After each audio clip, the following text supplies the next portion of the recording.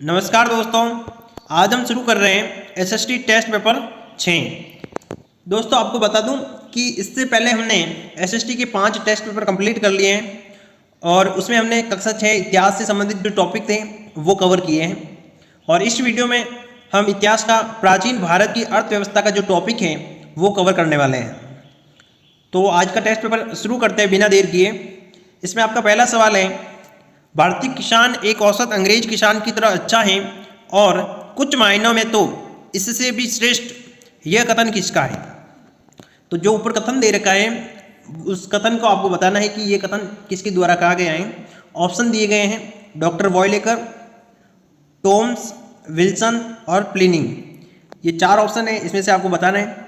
तो जो पहला क्वेश्चन है इसका आंसर हो जाएगा आपका ए ऑप्शन, डॉक्टर वॉयलेकर, इसका राइट आंसर होगा। उसके बाद में दूसरा सवाल है अपना, भारतीय सामग्री के प्रयोग के कारण रोमन साम्राज्य से सोना बाहर की ओर जा रहा है, यह कथन है। यानी कि यह कथन किसने कहा था ये बताना है आपको। पहला ऑप्शन है डॉक्टर वॉयलेकर, टॉम्स, विल्सन और प्लिनी। तो दूसरे का आपका जो राइट आंसर हो जाएगा इसमें डी ऑप्शन, जो प्लिनी था उसने ये कहा था कि भारतीय सामग्री के प्रयोग के कारण रोमन साम्राज्य से सोना बाहर की ओर जा रहा है। अगला सवाल है टेस्ट पेपर का तीसरा, जिस समय पश्चिमी यूरोप से असभ्य जातियां निवास करती थी, भारत अपने शासकों के वैभव तथा शिल्पकारों के उच्च कोटि की कला के लिए विख्यात था, यह कथन किसने कहा था? तो इसमें भी 4 ऑप्शन है, डॉक्टर वॉयलेकर, टॉम्स, भारतीय औद्योगिक आयोग की रिपोर्ट 1916 और प्लिनी। तो तीसरा नंबर का जो सवाल है इसमें आपका राइट आंसर हो जाएगा सी ऑप्शन, भारतीय औद्योगिक आयोग की रिपोर्ट 1916 में यह कहा गया है। टेस्ट पेपर का चौथा सवाल है, राजस्थान में किस स्थान से हमें मौर्यकालीन लोहा गलाने की भट्टियों के अवशेष प्राप्त हुए हैं? ऑप्शन है बैराट, कालीबंगा, गणेश्वर, इस्वाल, उदयपुर। तो चौथे का आपका राइट आंसर हो जाएगा दोस्तों डी, इस्वाल, उदयपुर से जो है मौर्यकालीन लोहा गलाने की भट्टिया के अवशेष प्राप्त हुए हैं। इसी टेस्ट पेपर का 5वां सवाल है, इथोपिया अफ्रीका से भारत में क्या आयात किया जाता था? ऑप्शन है हाथीदांत, हीरे, नील और मणिक। तो इसका आपका जो राइट आंसर हो जाएगा 5वें का हाथीदांत, ए ऑप्शन राइट हो जाएगा। हाथीदांत आयात किया जाता था। अब आयात क्या होता है, निर्यात क्या होता है, ये कोई दूसरा हम वीडियो बनाएंगे उसमें हम डिस्कस करेंगे। यहाँ पे ओनली अपन टेस्ट पेपर कर रहे हैं तो टेस्ट पेपर के अकॉर्डिंग ही चलते हैं। अगला 6 नंबर क्वेश्चन को लेते हैं, भारत ने किसकी खेती यहाँ पर इंग्लैंड व यूरोप से कई शताब्दी पूर्व पर आरंभ कर ली थी? यानी कि बहुत सालों पहले, बहुत शताब्दियों पहले इंग्लैंड और यूरोप से पहले भारत में वो फसल होती थी, खेती होती थी उसकी। तो इसमें ऑप्शन है सरसों, गेहूँ, जौ, बाजरा।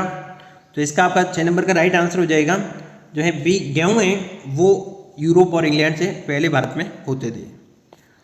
अगला 7 नंबर क्वेश्चन है, यह कथन किसका है कि भारतीयों को अनादिकाल से लोहे को गलाने की कला का ज्ञान रहा है?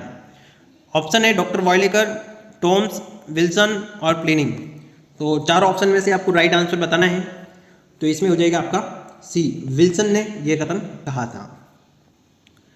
दोस्तों आपको 8 नंबर क्वेश्चन से पहले एक आपसे क्वेश्चन है कि यूरोप में किस भारतीय वस्तु की सर्वाधिक मांग थी उस समय प्राचीन काल में?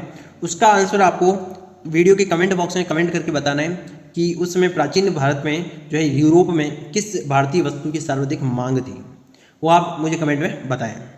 इसके बाद अगला सवाल लेते हैं 8 नंबर क्वेश्चन, निम्नलिखित कथनों पर विचार करते हुए उन्हें सावधानीपूर्वक पढ़ें। पहला है, 19वीं सदी के आरंभ में जहाज बनाने का उद्योग इंग्लैंड की अपेक्षा भारत में अधिक विकसित था।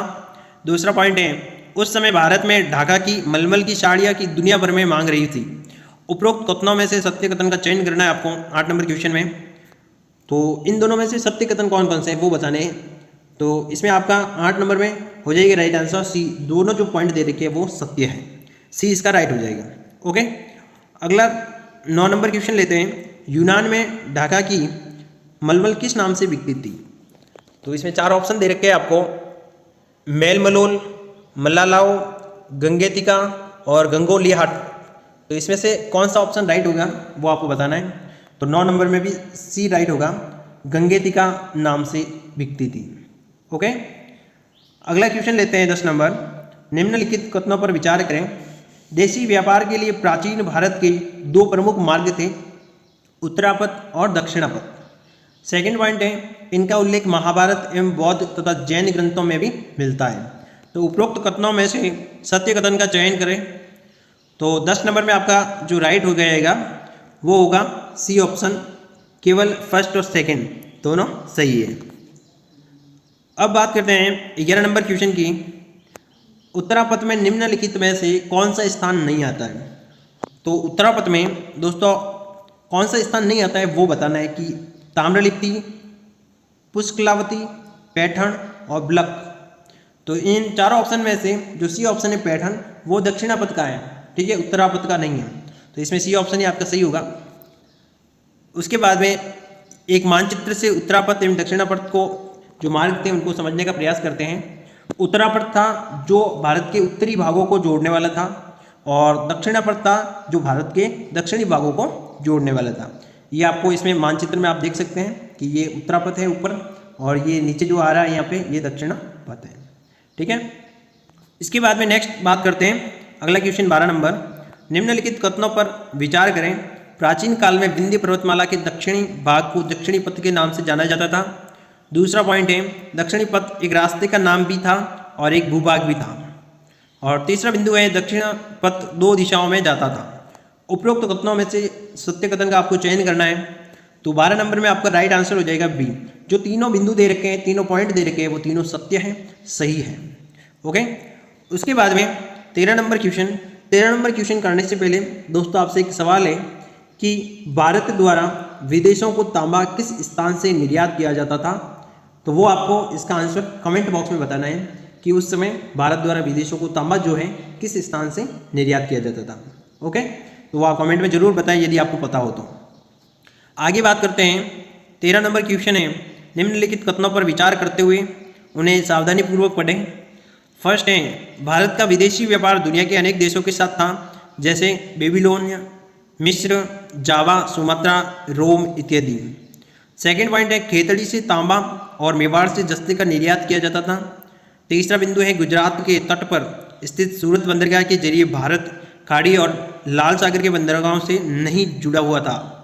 और चौथा बिंदु है, कोरोमंडल तट पर मछलीपट्टनम और बंगाल में हुगली के माध्यम से दक्षिण पूर्वी एशियाई बंदरगाहों के साथ खूब व्यापार होता था। तो उपरोक्त कथनों में से उन कथनों का चयन करना है जो असत्य नहीं है। कहने का मतलब है कि जो सत्य कथन है उनका आपको चयन करना है दोस्तों। तो 13वें का आपका जो 13 नंबर सवाल है उसका राइट आंसर हो जाएगा सी। पहला, दूसरा और चौथा जो बिंदु है वो सत्य है, लेकिन जो ये 3 नंबर बिंदु है इसमें देख रखा है कि गुजरात के तट पर स्थित सूरत बंदरगाह के जरिए भारत खाड़ी और लाल सागर के बंदरगाहों से नहीं जुड़ा हुआ था, लेकिन यहाँ पे ये गलत है, नहीं है, क्योंकि वो इसी से जुड़ा हुआ था। ये आपको चीज़ें ध्यान में रखनी है। और इस प्रकार से जो आज का हमारा टेस्ट था, टेस्ट पेपर नंबर 6 वो कंप्लीट होता है। और यदि आपको हमारी टेस्ट सीरीज अच्छी लगी है और वीडियो अच्छे लगे हैं तो आप ज़्यादा से ज़्यादा अपने मित्रों में, अपने दोस्तों में और अपने परिवार के सदस्यों में हमारे वीडियो को शेयर करें। और यदि आप हमारे चैनल पर पहली बार आए हैं तो हमारे चैनल को भी सब्सक्राइब करें, ताकि हमारी इसी प्रकार की जो वीडियो है, टेस्ट सीरीज है, जो एजुकेशनल वीडियो है, वो आप तक सबसे पहले पहुँच सकें। और दोस्तों, मैंने इन टेस्ट सीरीज में जो टेस्ट पेपर हैं उनमें बहुत ही सही तरीके से और जो अपनी आरबीएससी की बुक्स हैं उनको समझते हुए प्रश्नों का निर्माण किया है। तो आप कतई भी आपको कोई भी किसी भी प्रकार की कोई शिकायत है या किसी भी प्रकार का कोई कन्फ्यूज़न है तो आप मुझे कमेंट में कमेंट करके ज़रूर बताएं, ताकि मेरे को भी पता लगे कि कोई प्रश्न है या कोई बिंदु है जो उसमें अगर कोई गलती रह गई है या किसी भी प्रकार की कोई त्रुटि रह गई है तो आप उसे मेरे को कमेंट बॉक्स के थ्रू जरूर बताएं, ताकि मैं उसका सुधार कर सकूं और सही चीज़ जो है प्रत्येक व्यक्ति के तक पहुंच सके। क्योंकि मुझे पता है कि जो समय है वो बहुत ही कीमती है और समय का सदुपयोग होना चाहिए, ठीक है ना। कोई भी जो अगर मैं टेस्ट पेपर करवा रहा हूँ तो अगर आप टेस्ट पेपर दे रहे हैं तो उसका आपको जो है उपयोग होना चाहिए, उसके आपको फ़ायदा होना चाहिए, तभी आपका टाइम का जो है सदुपयोग होगा, वरना आपका टाइम व्यर्थ होगा। इसलिए मैं पूरी कोशिश करता हूँ कि इन वीडियो लेक्चर में जो टेस्ट सीरीज हैं उनमें वो मैटर ही प्रोवाइड करवाऊँ जो सत्य है, सही है और इसको 2 बार चेक करके मैं समझ के उसके बाद में मैं आपके साथ ये शेयर करता हूँ। तो आज की इस वीडियो में इतना ही दोस्तों, मिलते हैं नेक्स्ट वीडियो में। तब तक के लिए धन्यवाद। जय हिंद, जय भारत। मस्त रहिए, स्वस्थ रहिए।